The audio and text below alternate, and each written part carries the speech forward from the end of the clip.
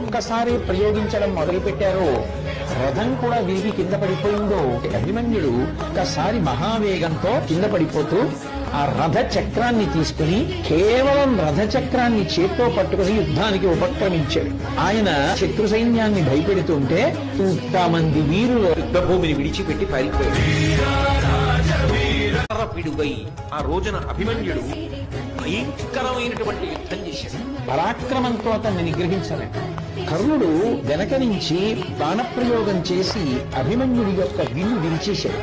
శల్యుడు, బాహ్లికుడు, అశ్వత్థామ మొదలైనటువంటి వాళ్ళందరూ కూడా అస్త్రశస్త్రములను ఒక్కసారి ప్రయోగించడం మొదలుపెట్టారో రథం కూడా విరిగి కింద పడిపోయిందో అభిమన్యుడు ఒకసారి మహావేగంతో కింద పడిపోతూ ఆ రథ చక్రాన్ని తీసుకుని కేవలం రథ చక్రాన్ని చేత్తో పట్టుకుని యుద్ధానికి ఉపక్రమించాడు. ఆయన శత్రు సైన్యాన్ని భయపెడుతుంటే ఇంతమంది వీరులు యుద్ధ భూమిని విడిచిపెట్టి పారిపోయాడు.